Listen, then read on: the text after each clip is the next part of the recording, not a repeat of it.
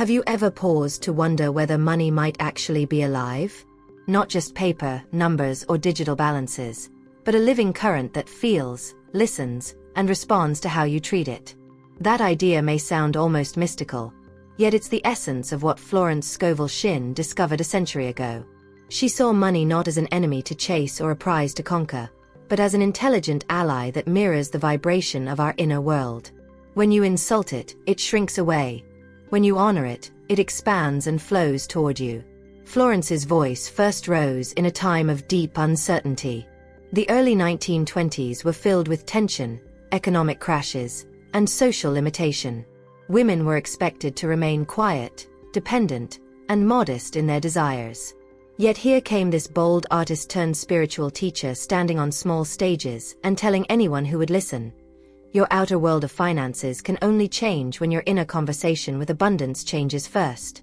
Her message was radical because it suggested that prosperity wasn't handed out by chance or privilege. It was invited by attitude.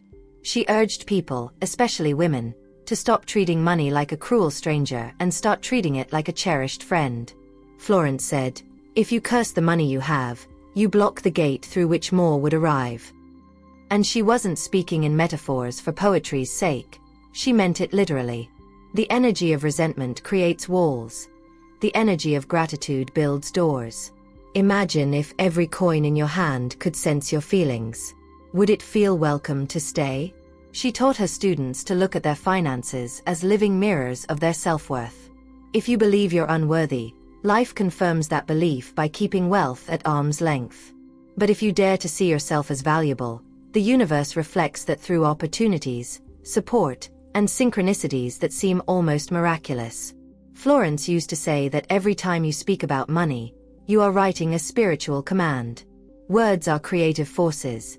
They build bridges or dig trenches. Take a moment to reflect. How do you usually speak about money? Do you sigh when you pay bills? Do you joke that it disappears too fast? Each of those phrases, she would warn, plants a seed of lack. The mind hears it, the energy records it, and soon you experience it. But when you start saying, "Thank you for circulating through my life," you invite a completely different vibration, one of companionship rather than complaint. Florence's genius was blending spiritual principle with practical emotion. She told her audiences that money, like a loyal companion, wants appreciation, not obsession. When you respect it, by keeping it organized, by paying gladly, by blessing what you spend, it feels safe to return. She compared money to sunlight. It's always shining, but you have to open the curtains. Most people live with emotional blinds drawn tight by fear, guilt, and old family beliefs. They wait for luck, but ignore that luck begins with language. One of her most powerful teachings came from an everyday example. She described a woman who would constantly say, "I never have enough." And indeed, she never did. Florence asked her to start every morning holding whatever amount of money she had and whispering, "You are welcome here. Multiply in peace." The woman followed the advice, and within weeks unexpected payments arrived, forgotten debts were repaid, and new clients appeared. To Florence, it wasn't coincidence. It was spiritual law responding to recognition. She insisted that abundance is not about greed. It's about alignment. You don't beg the sun to rise. It rises when the planet turns. Likewise, you don't beg for prosperity. You align with it by turning your thoughts toward gratitude and openness. The world around you is always echoing the conversation you hold inside yourself. If your inner voice repeats worry, life mirrors scarcity.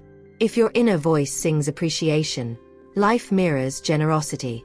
Florence Scovel Shinn's philosophy reached far beyond money. It was about dignity. She saw financial struggle as a symptom of spiritual forgetfulness. People had forgotten that they were co-creators with divine intelligence. She invited them to remember, to speak as creators rather than victims. Her favorite affirmation was simple yet potent. "Everything I desire comes to me in perfect order." That wasn't wishful thinking. It was a declaration of harmony. She believed that prosperity didn't depend on the economy, your boss, or your background. It depended on how clearly you recognized the divine flow already present in your life. When you realize that money is just one form of that flow, your fear begins to dissolve. You start to see that abundance is as natural as breathing. Imagine standing by a river. If you try to clutch the water, it slips through your fingers. But if you cup your hands gently, more water fills them again and again. That, Florence would say, is how the universe works. Force creates resistance. Gentleness creates receptivity. So she taught, let your money flow in and out like breath. Inhale with gratitude, exhale with trust. She warned her listeners about what she called the vocabulary of poverty.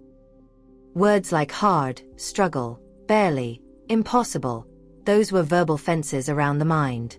Replace them, she said, with words that breathe life. Ease, faith, growth, expansion. The change might seem small, but language is frequency, and frequency shapes matter.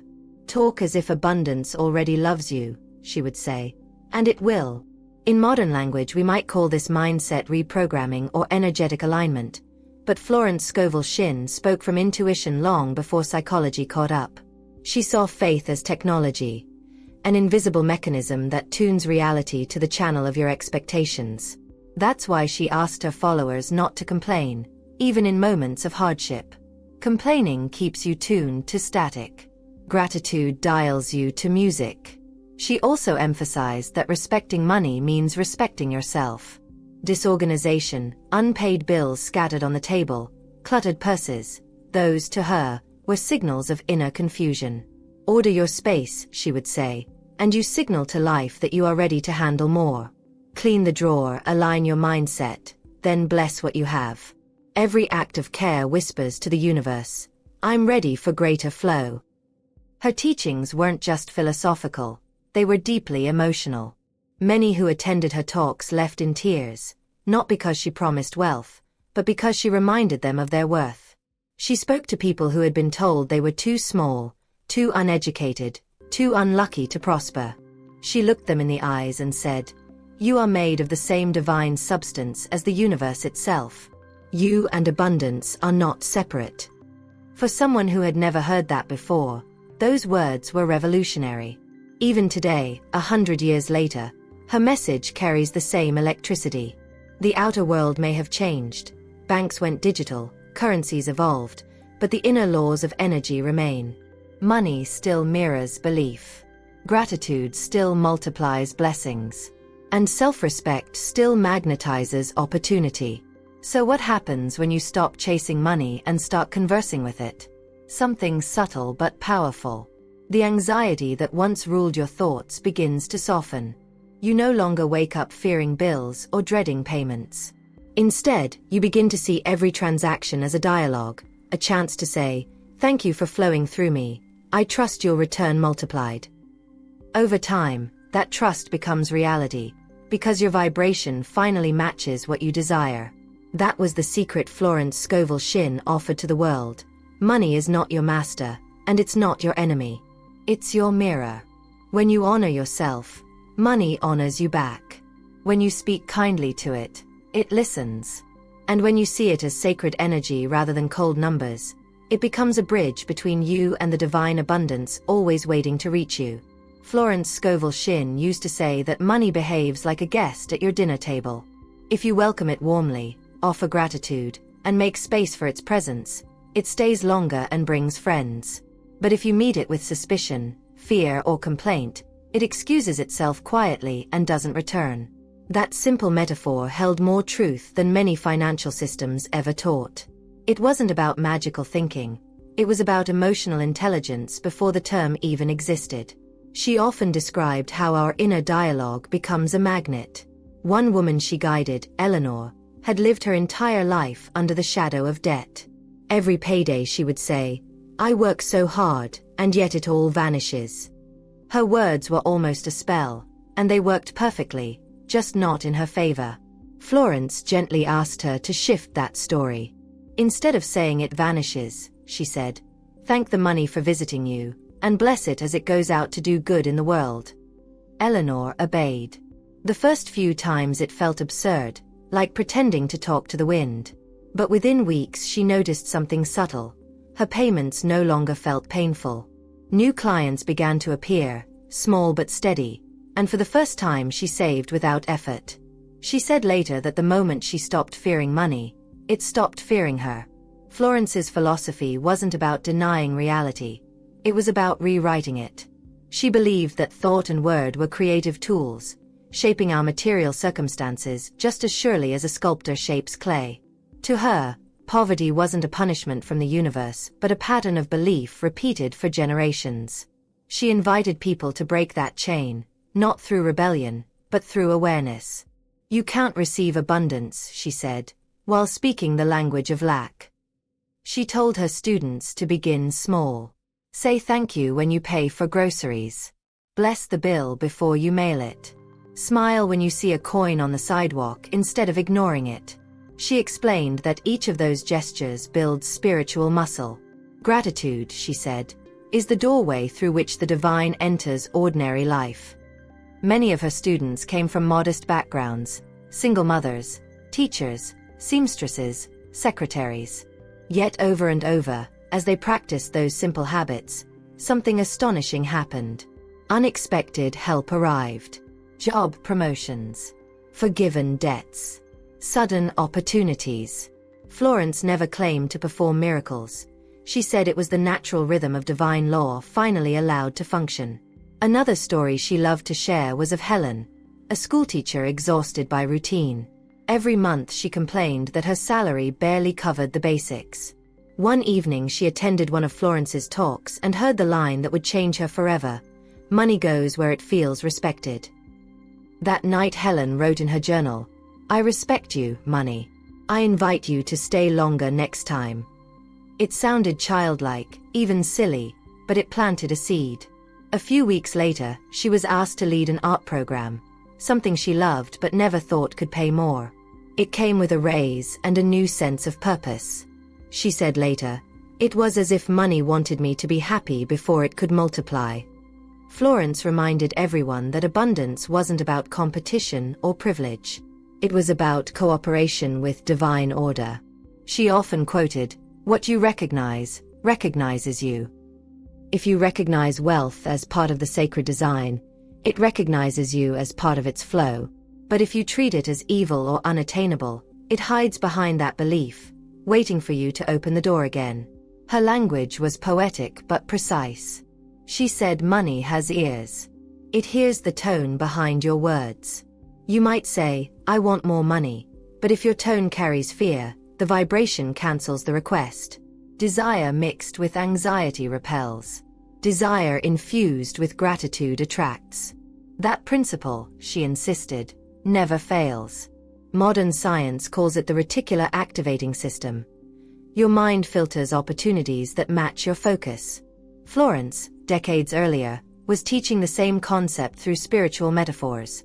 What you bless expands, what you curse contracts.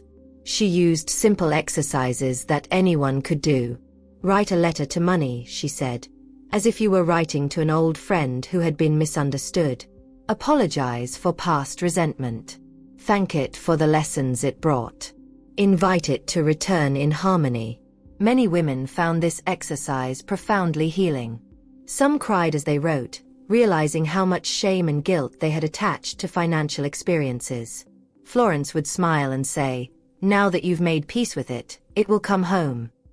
But perhaps her most profound teaching was about the way money leaves. She said most people treat the act of paying bills as a punishment, when in truth it's proof of flow. When you release money with fear, she explained, you send out a vibration of loss. When you release it with gratitude, you create a current that must return. She compared it to exhaling. No one fears that the next breath won't come. That's how faith should feel. One man, Thomas, who attended her lectures, put this into practice. Every time he mailed a check, he would say, "Thank you for circulating. Come back with blessings." Within months, his struggling business began to thrive. He said he stopped paying bills and started honoring them. Florence laughed and said, "Exactly, words change the world because they change you." Imagine if everyone practiced that level of awareness. Imagine entire families blessing their spending, companies expressing gratitude when paying wages, or friends speaking of money not with envy but respect. That vibration alone could shift the emotional climate of a community. Florence used to say, "A grateful mind is wealth walking." Now take a breath and picture your own relationship with money. Have you spoken to it kindly? Have you ever thanked it for what it allowed you to experience? The roof over your head, the meals you've shared, the opportunities it brought? What if, starting today, you turned every transaction into an act of reverence? And if this message resonates with you, if something inside you is whispering yes, I invite you to join this journey deeper. Florence Scovel Shinn's timeless wisdom isn't just philosophy. It's a practice that changes lives. So, if you feel that spark, take a moment right now to subscribe to the channel. It's a simple gesture, but it keeps this current of abundance flowing between us. I want you to do more than just watch. Participate. Leave a comment sharing one sentence you'll start saying to money from this day forward. It can be something like, "I'm grateful for your presence," or "You always arrive on time." Choose words that feel true. When you write them publicly, you're declaring that shift to the universe. It's not just interaction, it's alignment. Let's create a space where people uplift one another's energy about money, where stories of gratitude replace stories of struggle. Because Florence believed in community energy. She said when one person blesses their finances, that vibration supports everyone around them. So by commenting, sharing, subscribing, you're not just helping this channel grow. You're strengthening a field of collective abundance that Florence herself would have celebrated. And as you finish this moment, remember her simple truth. Money listens to the way you speak. Let your words become music it loves to hear. Let your gratitude become the home where abundance feels safe to stay. Florence Scovel Shinn often said that abundance begins in silence. Not in the clamor of anxiety or the chase for success, but in that quiet moment when you realize you are already part of a larger rhythm. She compared money to music. You don't need to force it. You simply need to tune yourself to the right frequency. If your inner melody is harmonious, the song of prosperity finds you effortlessly. She told her audiences that the universe is never stingy. Lack, she explained, is not a shortage of supply but a shortage of alignment. She described life as an orchestra, where every note represents a divine idea trying to reach you. When you worry, you play out of tune. When you trust, you fall back in rhythm. Florence's genius was teaching people that spirituality and prosperity were not opposites. They were partners. You couldn't separate your soul's health from your material experience because both came from the same source of creation. There was one story she shared of a man named Victor who had been trying to start a small printing shop. Every attempt failed, loans fell through, machines broke, clients disappeared. When he approached Florence, she asked him a strange question: "How do you speak to your business?" He laughed, thinking she was joking. But she insisted. "Do you bless it every morning? Do you thank it for the work it's meant to do? Or do you complain about it like a burden?" Victor admitted he often called it a headache. Florence smiled. "Then that's exactly what it will be, a headache. Change your words, and you'll change your results." He followed her advice reluctantly but sincerely. Every morning he stood in his shop and said aloud, "I bless this business. It serves people beautifully, and money flows in perfect order." It sounded awkward at first, but he persisted. Within 2 months, a neighboring store referred several large clients. The machines that constantly malfunctioned began working flawlessly. He later told Florence, "I didn't fix my business, I fixed the way I spoke to it." She replied, "Exactly. You spoke life into it." That's what Florence meant when she said the invisible always precedes the visible. Everything begins with vibration. Your mood, your words, your belief. When you constantly declare that something is hard, you give it density. When you speak of ease, you lighten it enough for blessings to move. She was decades ahead of her time, teaching what psychologists today call self-fulfilling prophecy. She also emphasized that the way you treat yourself is the way the world will treat you. If you undervalue yourself, she said, life takes that as a command. Many of her students were women who had been told their role was to serve quietly, never to desire more. Florence shattered that narrative. She told them that wanting abundance was not arrogance, it was acceptance of divine generosity. To desire good, she said, is to align with God's own desire for you. She encouraged people to celebrate small manifestations as proof that the law worked. A forgotten refund, a free meal, a surprise gift, each one, she said, was evidence that the universe listens. Her students began keeping gratitude journals, long before that phrase became trendy. Every night they wrote what blessings had arrived that day, no matter how small. The point was not the size of the gift, but the signal of faith. And soon, small became large. The universe, Florence said, is like a gardener. It waters whatever you pay attention to. Another student, named Clara, struggled with constant financial emergencies. Her car broke down, her rent increased, her hours were cut. She came to Florence in tears, saying, "It feels like life is punishing me."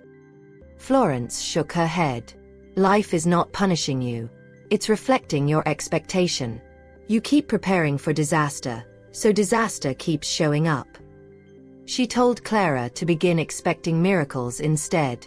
Say every morning, "Something wonderful is on its way." Clara did, even when she didn't believe it. And one morning, a former co-worker called offering a partnership in a new venture. Within 6 months, Clara's life looked completely different. She often said that the hardest part wasn't the work, it was daring to believe something good could happen. Florence's teachings always circled back to one principle: life responds to faith spoken aloud. She urged her listeners to stop whispering defeat and start declaring abundance. Not begging, not hoping, but declaring. There's power, she said, in standing tall and saying, "I am rich in every way: health, ideas, opportunities, and money." That declaration shifts your entire field of energy. It's not arrogance, it's agreement with divine truth. When you speak like that, something inside you changes. Your posture lifts. Your decisions improve. You start to act like someone who expects good, and that alone transforms outcomes. Florence said, "When faith takes the driver's seat, fear becomes a passenger." She believed the true prosperity wasn't measured in currency but in confidence, the deep knowing that you are always provided for. She also warned against guilt. Many of her followers came from religious backgrounds that equated wealth with sin. She dismantled that idea with compassion. God is infinite, she said, and infinity does not ration itself. To live abundantly is to reflect divine nature. To deny abundance is to deny your source. Those words liberated countless souls. People who once apologized for their desires began to dream boldly again. And when they did, life opened new doors. Florence never promised overnight miracles. She promised alignment. She said that if you stay faithful to gratitude and dignity, results will appear in divine timing. And she taught patience, not the passive kind that waits endlessly, but the peaceful kind that trusts. Faith, she said, is not waiting for the storm to pass. It's knowing the sun is already behind the clouds. In today's world, where everyone rushes for results, her wisdom feels revolutionary again. It reminds us that speed doesn't equal flow. Prosperity isn't a race. It's a rhythm. And every time you slow down to bless what you have, you sync with that rhythm again. So, take this moment to pause. Breathe deeply. Think of one area in your life where money feels tense or blocked. Maybe it's a bill you dread, a dream you postponed, or a worry that keeps looping in your mind. Now, imagine Florence standing beside you, calm, smiling, radiating serenity. Hear her voice saying, "Speak kindly to it, bless it, love it free." Then whisper your own words of blessing, whatever comes naturally. If this reflection stirred something inside you, if you felt even a flicker of peace, I invite you to let it grow. Write in the comments what realization came to you while listening. Maybe it's a fear you're ready to release, or a phrase you'll start using from now on. Sharing it not only helps you affirm it, it helps others who read your words feel less alone. And if you haven't yet, subscribe so we can continue exploring Florence Scovel Shinn's timeless wisdom together. This isn't just another motivational channel. It's a community of people remembering how to harmonize with abundance. Each view, each comment, each story adds strength to that collective rhythm. Together we create what Florence called the Great Symphony of Prosperity. A world where everyone plays their note of gratitude, and the music never ends. Florence Scovel Shinn once said, "To live in faith is to live in flow." She meant that abundance isn't summoned through tension or willpower. It's allowed through trust. Many people, she observed, exhaust themselves chasing wealth, working harder, worrying more, yet feeling emptier each year. She would smile gently and say, "Stop pushing the river. You were meant to float." Her words sounded poetic, but behind them was a law of energy. Resistance repels. Relaxation receives. One of her most memorable teachings involved a young mother named Evelyn. Evelyn was constantly anxious about money. Every night she counted bills over and over, praying she'd have enough for rent. Florence asked her, "Do you pray with fear or with gratitude?" Evelyn hesitated. No one had ever asked her that. Florence explained, "Gratitude is the language heaven understands. When you pray with fear, you're declaring lack. When you pray with thanks, you're declaring trust." Evelyn began shifting her nightly habit. Instead of begging for enough, she started saying, "Thank you for always providing." Within weeks, unexpected help appeared. A friend offered childcare, a small business opportunity opened, and her anxiety began to fade. Florence would say, "Faith is the bridge between the invisible and the visible. Gratitude is how you cross it." She often described money as light. It seeks open windows. Fear shuts the shutters tight, but joy throws them wide. That's why she urged her students to keep their hearts light. Sing while you work. Smile while you pay bills. She even told them to play music when balancing accounts because it changes the vibration of the act. "You can't attract abundance from a mood of resentment," she said. "You can only receive it from the frequency of joy." One day, during a small lecture, a man stood up and said, "Mrs. Shinn, I've tried your affirmations for weeks, but nothing happens. I still have no luck." Florence asked him quietly, "When you speak your affirmations, do you believe them?" He admitted that he didn't. "Then you're planting seeds in frozen soil," she said kindly. "They can't grow in disbelief." She told him to repeat one simple phrase every morning until it felt real. "Everything I need comes easily and at the right time." A month later, that same man returned to her class with tears in his eyes. He had received a job offer he wasn't even seeking. The soil had thawed. Florence's work was never about money alone. It was about spiritual alignment. She said that prosperity is a symptom of balance, just as illness is a symptom of disconnection. When you restore harmony between thought, word, and faith, everything else aligns naturally. Wealth, she said, is not earned, it's allowed. For her, this was not an excuse for laziness but an invitation to cooperate with divine order rather than struggle against it. She often told people to let go of guilt attached to receiving. If someone gives you a gift, accept it joyfully. Refusing blessings is like telling God you don't trust his generosity. This lesson transformed many lives. People who once felt ashamed to receive help learned that saying yes is sacred. One student wrote to Florence saying, "For the first time in my life, I can receive without apology." Florence's reply was simple. That's when abundance begins to breathe.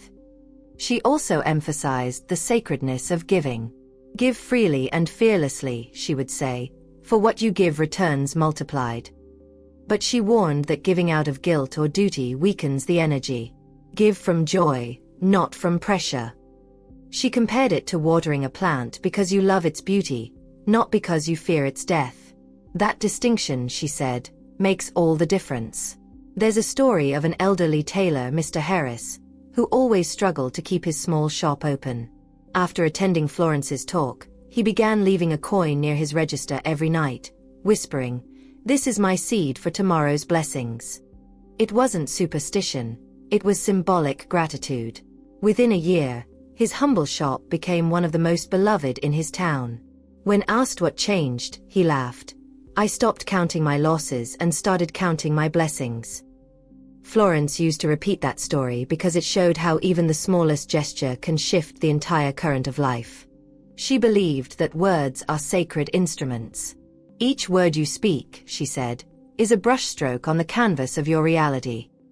That's why she taught her students to replace common phrases of worry with declarations of peace. Instead of saying, "I can't afford it," she suggested, "It's not my purchase today, but something better is on its way." Instead of "Money slips through my fingers," she offered, "Money flows through me in perfect balance." These weren't just affirmations. They were linguistic rewiring. Over time, those who practiced this began to notice their lives reorganizing around new possibilities. What made Florence's teachings timeless was her ability to blend practicality with mysticism. She encouraged keeping finances organized, debts managed, and generosity alive, but with the heart centered in faith, not fear. She said, "The divine cannot work through chaos." So she advised, clean your desk, bless your bank account, and release resentment toward anyone you think owes you. Forgiveness, she said, is a financial strategy of the soul. Imagine, for a moment, applying that today. Think of all the mental energy spent resenting bills, debts, or the success of others. What if all that energy were redirected into blessing, gratitude, and faith? Florence taught that resentment ties up your abundance like a knot. Gratitude unties it. Now I want to speak directly to you, the listener. You've heard stories, principles, examples, but here's what matters most. Your relationship with money mirrors your relationship with yourself. Do you believe you are worthy of ease, of comfort, of overflow? Or do you secretly feel you must struggle to prove your worth? Florence Scovel Shinn's message was never about chasing riches. It was about restoring your dignity. She said, when you respect yourself, the world conspires to respect you. So if you've been carrying guilt about money, release it. If you've been afraid to receive, open your hands. If you've been ashamed of wanting more, forgive yourself.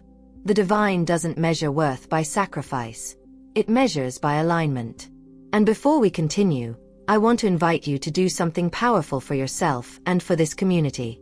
Take a moment to write in the comments one belief about money you're ready to change. Maybe it's money is hard to earn, or I never have enough.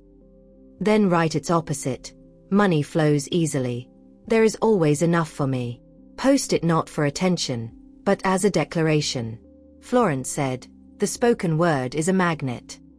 When you write your new truth publicly, you magnetize it into reality.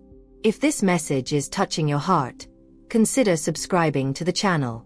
Not out of routine, but as a symbolic gesture that you're ready to live in abundance. Each new subscriber is another light in a growing constellation of gratitude. Together we're keeping Florence's wisdom alive for a new generation. Because her voice still echoes through time, whispering the same invitation. Trust the divine design. Speak with love. Expect miracles. Florence Scovel Shinn taught that every person lives inside a conversation with the universe. Every thought, every word, every emotion becomes a signal. An invitation to what will arrive next. She believed life was not random, but responsive. And among all the energies that respond, money is one of the most immediate mirrors. She said, money shows you how you truly feel about yourself. If you live in fear, it hides. If you live in faith, it follows. Imagine if you could see your energy the way Florence described it. A luminous current around you, shifting colors with every emotion. When you worry, that current dims. When you express gratitude, it glows brighter. She explained that abundance is drawn to that glow, just as moths are drawn to light. That is why her teachings were never about technique. They were about transformation. Change your vibration, and your life rearranges itself accordingly. She often compared the soul to a garden. Every word you speak is a seed. Negative speech plants weeds of scarcity. Loving speech grows blossoms of wealth. She urged her students to become conscious gardeners, pruning the old beliefs and watering new ones daily. You cannot plant roses and expect thorns, she said. If you speak beauty, beauty will bloom. Florence understood something profound. The way we relate to money is also how we relate to life, to love, and to God. When we distrust money, we're often distrusting life itself. When we reject prosperity, we're rejecting the universe's desire to nurture us. She would remind her audiences that there is no holiness in struggle for its own sake. God does not reward suffering, she said. He rewards recognition. Recognition of your divine nature, your worthiness, your ability to receive. To illustrate this, she told a story of a man who worked as a baker but never believed his talent was valuable. He charged the lowest prices in town, always saying, "I don't deserve more." When Florence met him, she asked him to change one sentence in his vocabulary. Instead of saying, "I don't deserve," she told him to say, "I'm grateful that I serve." Within months, his bakery became known for its kindness and quality. Customers lined up not only for bread, but for the warmth they felt inside his shop. His income doubled, but more importantly, his sense of purpose returned. Florence smiled and said, "The universe doesn't pay you by the hour, it pays you by vibration." That principle applies everywhere. When you work with joy, the work multiplies its rewards. When you speak with love, your words open invisible doors. The energy behind what you do matters more than the effort you put in. Florence's students learned that lesson again and again.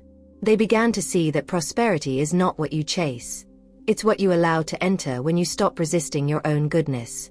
She often reminded people that money has a rhythm, just like breathing. It comes and goes. The secret is not to fear the exhale. When you release money joyfully, she said, you make space for the inhale that follows. Every bill you pay, every donation you give, every meal you share is part of that cycle.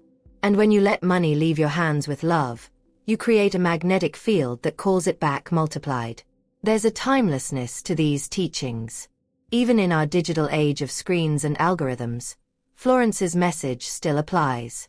Your bank app may show numbers, but behind those numbers lives energy. That energy mirrors your emotions. If you open that screen with gratitude, you raise your vibration. If you open it with dread, you reinforce scarcity. The tool is modern, but the law is eternal. And she never forgot to bring compassion into the conversation. If you fall into worry, she told her students, don't condemn yourself. Simply begin again. She believed grace was the reset button of the soul. Each new day was a chance to speak differently, think differently, expect differently. The universe doesn't remember your fear, she said. It only hears your faith. As her students transformed, they began to notice something extraordinary. The more they blessed money, the more peace they felt in other areas of life. Relationships softened. Health improved. Creativity expanded. It was as if the same divine flow that governed finances began to heal everything it touched. Florence said, money is not the goal, harmony is. When harmony arrives, money is simply one of its servants. She also taught about the importance of community. Florence saw that when one person prospered, it created a ripple effect. She called it the circle of abundance. Every testimony shared, every success story told, expanded that circle. That's why she encouraged her followers to celebrate one another's victories instead of comparing or competing. When you rejoice in someone else's good, she said, you make room for your own. So now, dear listener, think about how these truths apply to you. Maybe you've spent years in battle with money, chasing it, fearing it, resenting it. What if, right now, you decided to change the tone of that relationship? What if you treated money as a divine messenger instead of a problem to solve? It doesn't require a ritual or a course. It begins with words. Try whispering, money, thank you for everything you've taught me. I welcome you with peace. Come and stay in harmony. Say it sincerely, and something inside you will soften. That softness is where transformation begins. Take a moment to imagine your future self, a person who feels calm when paying bills, grateful when receiving, confident when giving. That version of you already exists, waiting for permission to step forward. Florence would tell you that your words are the key to unlocking that version. Speak life, and life will respond. Now, if this message has touched something in your heart, if you feel a spark of recognition that says, yes, this is truth, I invite you to keep this conversation alive. Subscribe to this channel, not as a formality, but as an act of alignment. You're not just clicking a button, you're declaring that you choose to live in flow, not fear. And I want to hear from you. Share in the comments a story, even a small one, about how your perspective on money has changed, or maybe what you're willing to try starting today. Your words may be the light someone else needs to read. Florence believed that every testimony is a blessing in motion, carrying energy across time and space. Let's build that chain of blessings together. Because here's the truth that transcends centuries. When you change your relationship with money, you're not just changing numbers in an account. You're rewriting your relationship with life itself. You stop begging the universe to notice you and start realizing the universe has been waiting for your permission to bless you all along. Florence Scovel Shinn left this world decades ago, but her words continue to pulse through time, reminding us that prosperity is not about having, it's about becoming. Becoming receptive. Becoming thankful. Becoming aware that divine abundance is not a future reward but a present reality, waiting for recognition. So as this message draws to a close, take a deep breath. Feel the flow of air entering and leaving your lungs. That rhythm is the same rhythm of prosperity. It's not earned, it's not forced, it simply moves through you. The more you trust it, the more it expands. And whenever you hold a coin, pay a bill, or receive a blessing, remember Florence's timeless whisper. Speak to money as you would speak to a dear friend. Respect it, love it, and it will never leave your side. You are meant to live in abundance, peace, and grace. Let that be the new conversation between you and the universe, one word of gratitude at a time.